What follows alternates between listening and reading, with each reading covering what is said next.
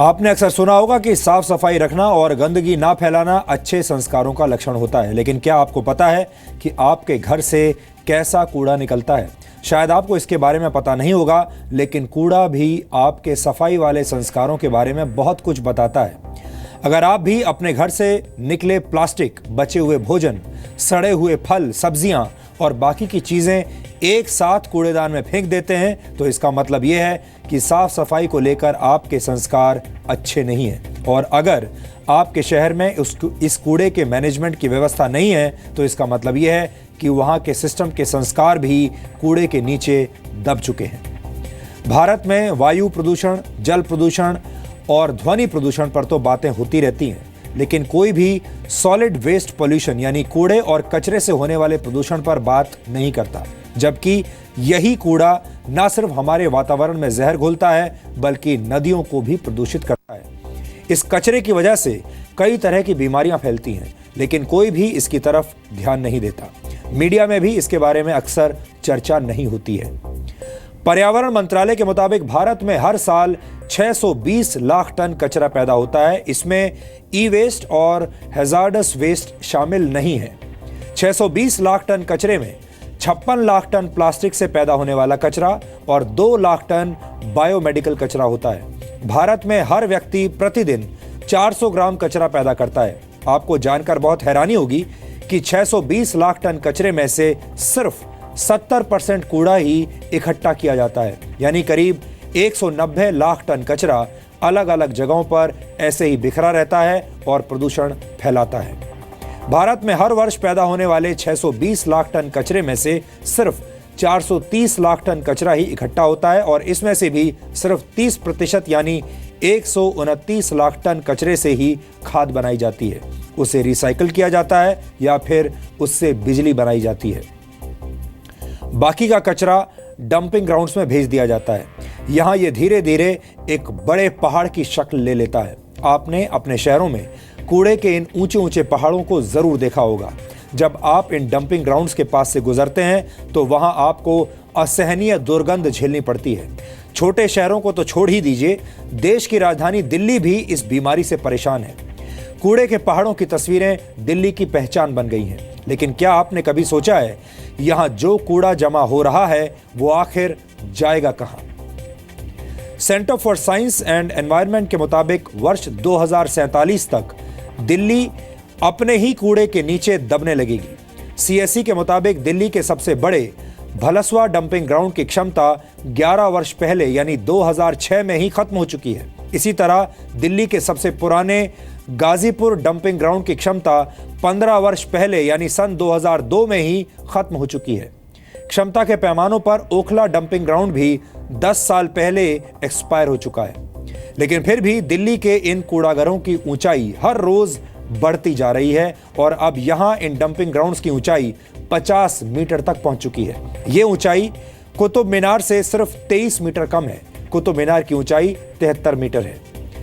दिल्ली में प्रतिदिन 9,500 metric ton कचरा निकलता है, लेकिन पूरे देश की तरह इसमें से सिर्फ 70% ही जमा किया जाता है और जमा किए गए कचरे में से भी सिर्फ 20 से 30% का ही ट्रीटमेंट हो पाता है। यही हाल मुंबई का भी है, जहां सबसे बड़ा डंपिंग ग्राउंड देवनार है। मुंबई का आधा कचरा देवनार डंपिंग ग्राउंड में ही इकट्ठा किया जाता है।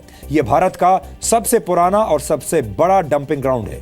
कई आंकड़ों के मुताबिक देवनार डंपिंग ग्राउंड की ऊंचाई 18 मंजिल ऊंची इमारत के बराबर हो चुकी है और ये कूड़ाघर आसपास के पर्यावरण को भी काफी नुकसान पहुंचा रहा है। डंपिंग ग्राउंड्स में जमा होने वाले कूड़े का मैनेजमेंट नहीं होने की वजह से इसमें से मीथेन गैस निकलने लगती है और कई बार इसमें भी आग लग जाती है। ध्यान देने वाली बात यह भी है कि ग्लोबल वार्मिंग में मीथेन गैस की हिस्सेदारी 14% है। डंपिंग ग्राउंड से लीक होने वाली मीथेन गैस और दूसरे हानिकारक केमिकल्स आसपास रहने वाले लोगों की सेहत को भी बुरी तरह नुकसान पहुंचाते हैं। कुछ रिपोर्ट्स के मुताबिक देवनार डंपिंग ग्राउंड के आसपास के इलाकों में पैदा होने वाले 1000 बच्चों में से 55 बच्चे पैदा होने के वक्त और या उसके बाद मर जाते हैं, जबकि डंपिंग ग्राउंड से दूर बसे इलाकों में शिशु मृत्यु दर 1000 बच्चों पर 35 है। इसी तरह दिल्ली के गाजीपुर डंपिंग ग्राउंड से मॉनसून के दौरान 10,40,000 मिलियन लीटर जहरीले पदार्थ बह जाते हैं और ये पदार्थ ग्राउंड वाटर को विषैला बनाते हैं। अप्रैल 2016 में सरकार ने सॉलिड वेस्ट मैनेजमेंट से जुड़े नियमों में बदलाव किए थे। इससे पहले इन नियमों का रिवीजन सन 2000 में हुआ था। नए नियमों के मुताबिक ये हर नागरिक की जिम्मेदारी है कि वो अपने घर से non biodegradable waste, biodegradable waste और हैजार्डस वेस्ट यानी खतरनाक कूड़े को अलग अलग जमा करेगा और कूड़ा उठाने वाली एजेंसियों को भी इसे अलग अलग करके ही सौंपेगा। आपको बता दें कि नॉन बायोडिग्रेडेबल वेस्ट में प्लास्टिक की बोतलें और पॉलिथीन जैसी चीजें शामिल होती हैं, जबकि बायोडिग्रेडेबल वेस्ट में बचे हुए फल, सब्जियां और बचा हुआ भोजन आता है। इसी तरह हैजार्डस वेस्ट वो कूड़ा होता है जिसमें केमिकल्स और ज्वलनशील पदार्थ होते हैं। वेस्ट मैनेजमेंट रूल्स 2016 के मुताबिक इवेंट्स ऑर्गेनाइज करने वाली कंपनियों की भी ये जिम्मेदारी है कि वो कूड़े को अलग अलग जमा करें और संबंधित एजेंसियों को उसके बाद सौंप दें। इसी तरह सड़क के किनारे खाने पीने की दुकान लगाने वालों और होटल और रेस्टोरेंट्स का संचालन करने वालों की भी ये जिम्मेदारी है कि वो कचरे को अलग अलग करने की व्यवस्था करें। नए नियमों के मुताबिक डायपर्स और सैनिटरी नैपकिन्स बनाने वाली कंपनियों को अपने प्रोडक्ट्स के पैकेट में ही ऐसे एक्स्ट्रा बैग्स देने होंगे जिनमें इन्हें इस्तेमाल के बाद जमा किया जाएगा। सरकार ने ठीक 1 वर्ष पहले यानी अप्रैल 2016 में नए नियमों की घोषणा की थी, लेकिन आपने ये भी गौर किया होगा कि ज्यादातर जगहों पर अभी भी हालात पहले जैसे ही हैं, कुछ बदला नहीं है। न तो आम लोगों के घरों में कूड़ा उठाने वाले कूड़े को अलग अलग करने की मांग करते हैं और न ही आम लोग अपना फर्ज निभाते हुए ऐसा करते हैं। शादी, समारोह, पार्टियां और कॉन्फ्रेंसेस के बाद भी कूड़ा फैला दिया जाता है और कोई इतनी जहमत नहीं उठाता कि प्लास्टिक और दूसरे कूड़े को अलग अलग किया जाए या उन्हें सही जगह पर इकट्ठा किया जाए। नगर निगम और म्युनिसिपल कॉरपोरेशंस राजनीति में व्यस्त रहते हैं, इसलिए इनका ध्यान कूड़े की समस्या की तरफ कभी जाता ही नहीं। यानी हमारे शहरों में जो कूड़े के पहाड़ बन रहे हैं उसमें हम सब की हिस्सेदारी है और हम एक दिन इन्हीं पहाड़ों के नीचे दब जाएंगे। भारत की आबादी लगातार बढ़ रही है और इसी के साथ कूड़े की समस्या भी बढ़ती जा रही है। हमें लगता है कि देश को कूड़े वाले प्रदूषण से बचाने की शुरुआत अपने घर से होती है। इसलिए आज आप सबको ये डीएनए टेस्ट जरूर देखना चाहिए, क्योंकि ये विश्लेषण देखने के बाद आपके साफ सफाई वाले संस्कार बदल सकते हैं।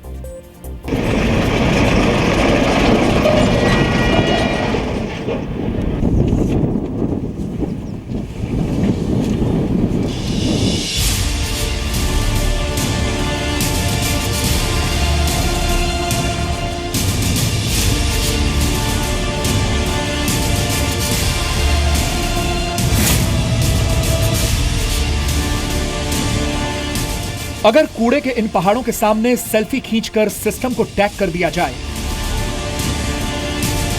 तो शायद सिस्टम को यह बदसूरत सच दिखाई दे जाए।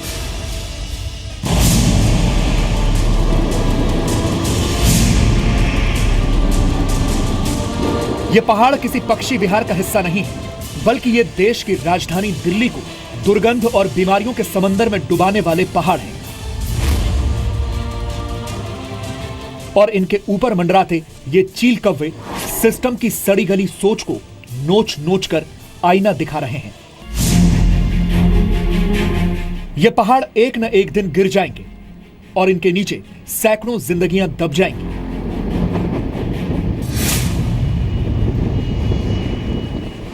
दिल्ली, मुंबई जैसे शहरों के डंपिंग ग्राउंड्स में सिर्फ कूड़ा ही डंप नहीं हो रहा है, बल्कि यहां आने वाली पीढ़ियों का भविष्य भी डंप किया जा रहा है। कूड़े का यह ढेर कातिल कैसे बन सकता है, यह समझने के लिए आपको देश की राजधानी दिल्ली से श्रीलंका की राजधानी कोलंबो चलना होगा। कोलंबो में कूड़े के एक ऐसे ही पहाड़ के गिर जाने से उसके नीचे दबकर 28 लोगों की मौत हो गई। 17 तारीख को हुआ यह हादसा दिल्ली, मुंबई और देश के उन सभी शहरों के लिए एक सबक है जहां कूड़ा निस्तारण की व्यवस्थाएं ठीक नहीं है। दिल्ली में फिलहाल 4 डंपिंग ग्राउंड्स हैं जो गाजीपुर, भलसवा, नरेला और ओखला इलाके में हैं। इनमें से 3 में क्षमता से ज्यादा कूड़ा है। कूड़े के पहाड़ की अधिकतम ऊंचाई 15 मीटर होनी चाहिए, लेकिन गाजीपुर, भलसवा और ओखला में कूड़े के ये पहाड़ बहुमंजिला इमारतों जितने ऊंचे हैं। 3000 मीट्रिक टन यहाँ पर कचरा लाया जाता है, उसमें से मुश्किल से 1500 मीट्रिक टन ही कचरा ट्रीट किया जाता है। कभी कभी उतना भी ट्रीट नहीं किया जाता है, जैसे कि यहाँ पर आज ऑन ड्यूटी एक ऑफिसर ने हमें बताया। आप कॉन्ट्रैक्टर के लिए काम करते हैं या एमसीडी के लिए काम करते हैं? कॉन्ट्रैक्टर के लिए करते जी। अच्छा, हाँ। तो आपको वो नहीं दिया, ऐसा मास्क नहीं दिया पहनने? नहीं सर, हमारे को नहीं मिला। नहीं मिला ना। और ग्लव्स वगैरह कुछ नहीं दिए? नहीं जी, नहीं। जूता वगैरह कुछ जूता भी नहीं साहब। आप लोग मांगते नहीं हैं? सर देते नहीं हमारे को तो। गंदा पानी रिस्क नीचे की तरफ आता है, जो कि टॉक्सिक पानी होता है। वो पानी सीधा जाकर यमुना में मिल जाता है और यमुना के पानी को पोल्यूट करता है, ग्राउंड वाटर को पोल्यूट करता है, और आसपास रहने वाले लोगों को जो पानी मिलता है वो अंदाज़ा लगाया जा सकता है कि कैसा पानी है।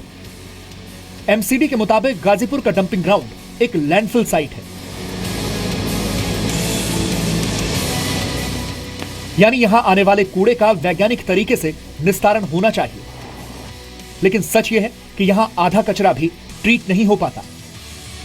9500 मीट्रिक टन्स पर डे कचरा दिल्ली में रोज प्रोड्यूस होता है, और उसमें से कुछ 60 से 70% कलेक्ट हो पाता है, और उसमें से भी कुछ 20 से 30% ट्रीट होता है। अगर ट्रीटमेंट की बात करें तो दिल्ली शहर में ज़्यादा एम्फेसिस सेग्रीगेशन एट सोर्स पे नहीं है। अभी भी मिक्स्ड वेस्ट लिया जाता है और वो वेस्ट टू एनर्जी प्लांट्स पे दिया जाता है, और जो बच गया वो डंप हो जाता है। यही हाल दिल्ली के सबसे बड़े डंपिंग ग्राउंड भलसवा का भी है। यह डंपिंग ग्राउंड भी कूड़े की ऊंचाई के मामले में वर्ष 2006 में ही एक्सपायर हो चुका है, लेकिन अब भी यहां रोज 2700 से लेकर 3000 मीट्रिक टन कूड़ा जमा होता है। 40 एकड़ में फैला यह डंपिंग ग्राउंड आखिरी सांसें ले रहा है और दिल्ली वालों की सांसों में जहर और दुर्गंध घोल रहा है। दिल्ली की पॉपुलेशन हर साल 3.5% के करीब बढ़ रही है, और इसी पीरियड के लिए पर कैपिटा वेस्ट जनरेशन करीब 1.3% बढ़ जाता है। गार्बेज निकाला जाता है, हर रोज़ गार्बेज आता है, लेकिन उसे भी पूरी तरह से ट्रीट नहीं किया जाता, यानी कचरे के ये पहाड़ बढ़ते ही जा रहे हैं। सीएससी के मुताबिक अगर दिल्ली में सॉलिड वेस्ट मैनेजमेंट की सॉलिड व्यवस्था नहीं की गई तो वर्ष 1947 तक दिल्ली कूड़े के दलदल में डूब जाएगी। यानी अभी दिल्ली में जो कूड़ा हड़तालों के दौरान सड़कों पर दिखाई देता है वो हर दिन की कहानी बन जाएगा। अगर ऐसा चलता रहा तो 2047 तक अगर हम पहुंचेंगे तो हम अपने ही कचरे में डूब जाएंगे। तो यूएलबीज़ को भी या अर्बन लोकल बॉडीज़ म्यूनसिपैलिटी को भी थोड़ा इनिशिएटिव लेना पड़ेगा कि वो RWAs के साथ मिलके काम करें, अपना कैपेसिटी डेवलप करें, और सेग्रीगेशन एट सोर्स और ट्रीटमेंट एट सोर्स, जैसे कि हम कहते हैं कि आपके घर से कचरा निकल रहा है तो आप उसे वहीं ट्रीट करिए, उसको एनकरेज करें। दिल्ली का ओखला डंपिंग ग्राउंड भी सिस्टम के वैचारिक कूड़े वाले पहाड़ को ढो रहा है। यहां कूड़े के ढेर की ऊंचाई 50 से 60 मीटर है। इसकी क्षमता भी 10 वर्ष पहले ही खत्म हो चुकी है, लेकिन यहां कूड़ा डंप करने का सिलसिला अब भी जारी है। यहां काम करने वाले कर्मचारियों के मुताबिक इस ग्राउंड के लिए एक वेस्ट टू एनर्जी प्लांट भी है, इसीलिए यहां म्युनिसिपल वेस्ट नहीं आता। वो सीधा वेस्ट टू एनर्जी प्लांट पर जाता है जहां उसे ट्रीट किया जाता है, और यहां सिर्फ कंक्रीट, सिल्ट, पत्थर और ईंटों के टुकड़े ही डंप होते हैं। लेकिन जब भी वेस्ट टू एनर्जी प्लांट में खराबी आती है तो बाकी का कूड़ा भी यहीं डाल दिया जाता है। ओखला का ये डंपिंग ग्राउंड है। आपको बच्चे नज़र आएंगे, ये कबाड़ी हैं, कबाड़ उठाते हैं, कचरा बीनते हैं ये बच्चे, और यहाँ पर आ जाते हैं इस साइट पर, जबकि इन्हें अलाउड नहीं होना चाहिए यहाँ पर आना। रोका भी जाता है लेकिन रुकते नहीं हैं बच्चे, लेकिन यहाँ पर पहुँच जाते हैं। ये अपने आप में ये बताता है कि यहाँ पर बच्चों को आने से रोका जा सके, या किसी भी कबाड़ी को भी यहाँ पर आने से रोका जा सके। इस तरह का कोई मैकेनिज्म ऐसा नहीं है प्रॉपर कि सख्ती से इन्हें रोका जा सके। इन कूड़ा घरों से निकलने वाली मीथेन गैस की वजह से यहाँ आग लगने का खतरा भी बना रहता है, और किसी भी दिन कूड़े के ये पहाड़ बड़ी दुर्घटना की वजह बन सकते हैं। तो आप देखेंगे बहुत सारे ऐसे फ्लैट्स और कॉलोनीज आ गए हैं जो कि लैंडफिल फेसिंग हैं। वहाँ जब फायर्स लगती हैं जो उससे होने वाला हवा का प्रदूषण है, तो वो बहुत हद तक हानिकारक है उनके स्वास्थ्य के लिए। ऐसा डंप साइट अगर किसी के घर के पास है तो बहुत सारी health related issues, specially skin, lungs, cancer बहुत ज़्यादा बढ़ा है, मल्टीप्लाई हुआ है। दिल्ली से गुजरने वाले हाईवेज पर वाहन चलाते वक्त ही कूड़े के इन पहाड़ों के दर्शन हर किसी को हो जाते हैं, लेकिन फिर भी एमसीडी के पास इसके निस्तारण की कोई खास योजना नहीं है, सिवाय इसके कि इस कूड़े का इस्तेमाल हाईवे बनाने में किया जाए। HAI से बात कर रहे हैं कि जो ये नए एक्सप्रेसवे वगैरह बना रहे हैं उसमें शोल्डर जो बनाते हैं उसमें इसको मटेरियल को डंप किया जाए। CRRI की रिपोर्ट है कि करीब 50 to 60% इसमें उसको सेग्रीगेट करके उसमें यूज़ किया जा सकता है रोड कंस्ट्रक्शन में।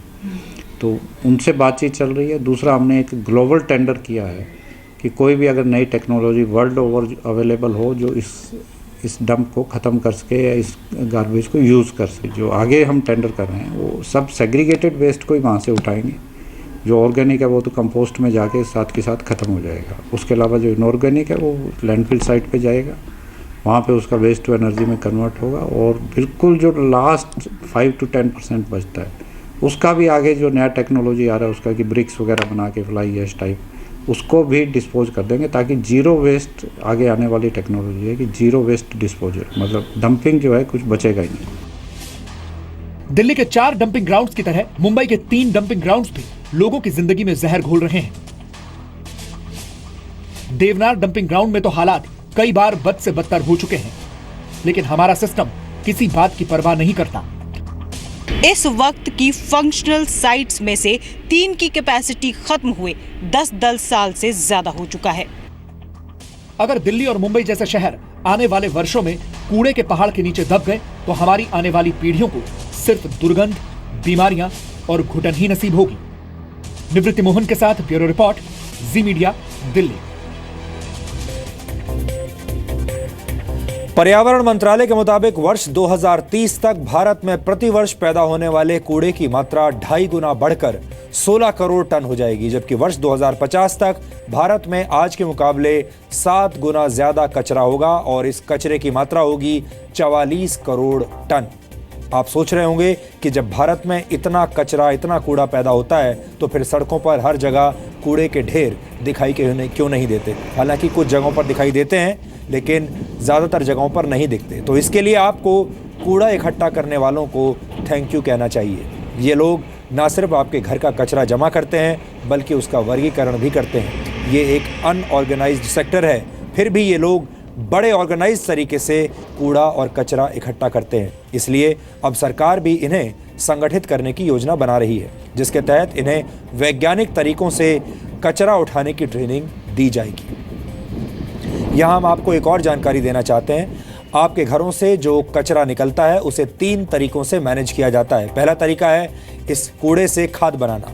दूसरा तरीका है उसे रिसाइकिल करना, जैसे प्लास्टिक को रिसाइकिल करके फिर से इस्तेमाल करने लायक बनाया जाता है। जबकि तीसरे तरीके के तहत इस कूड़े को ऊर्जा में बदला जाता है और उससे बिजली बनाई जाती है। पर्यावरण मंत्रालय की वर्ष 2016 की एक रिपोर्ट के मुताबिक भारत में सिर्फ 553 कंपोस्ट प्लांट है और 56 बायो मिथेनेशन प्लांट्स मौजूद हैं, जबकि 22 प्लांट्स ऐसे हैं जहां कूड़े से ईंधन निकाला जाता है और सिर्फ 13 प्लांट्स ऐसे हैं जहां कूड़े से बिजली बनाई जाती है। सरकार ने वेस्ट मैनेजमेंट से जुड़े नियमों में बदलाव तो किए हैं, लेकिन हमें लगता है कि जब तक देश के लोग और सिस्टम साफ सफाई के प्रति ईमानदारी नहीं दिखाएंगे, तब तक ऐसे सभी नियम और कानून कूड़े और कचरे के पहाड़ों के नीचे ऐसे ही दबे रहेंगे।